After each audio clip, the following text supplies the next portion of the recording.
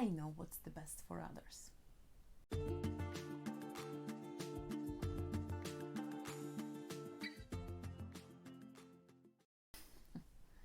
Hey, Gosia, sociologist and psychotherapist, sharing with you tips around mental health and self-discovery.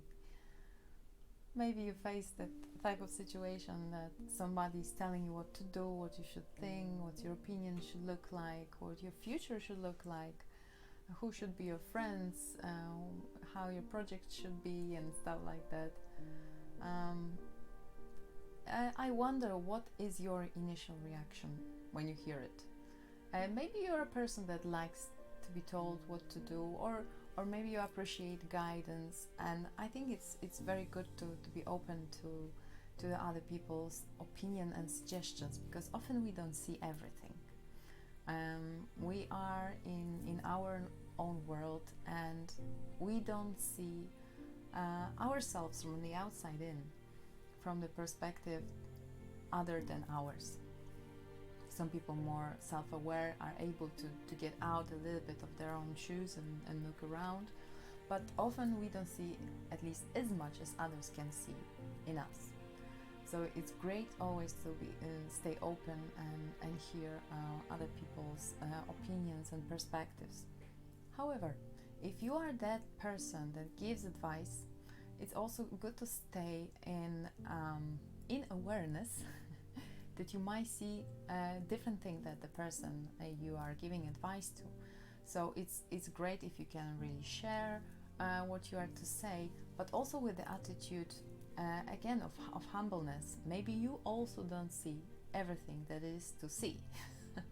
So you can see how the person can improve, maybe where they could be happy, would be happy, or what is more proper to do, to say, or to think even. Yeah, people are like that, they tell you what to think.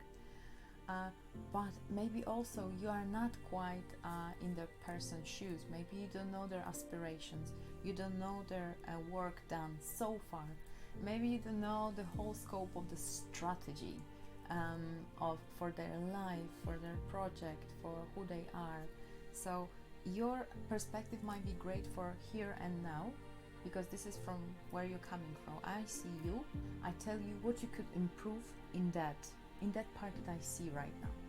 But we often don't see the zoom out picture of the whole story, of the decisions before, after, the aspirations, what that person could learn on their own mistakes before.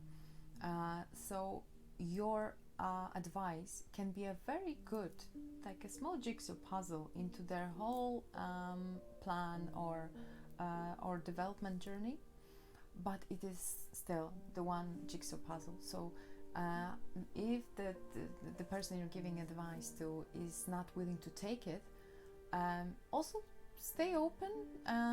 It's good not to feel offended. Oh, someone did not appreciate my advice. It might be that they appreciate, but the jigsaw puzzle doesn't fit right now. Maybe it will fit in the future, maybe never, but it's still, if you're giving something, it's good to stay in this attitude of openness. I'm giving it as a gift, it's not a must.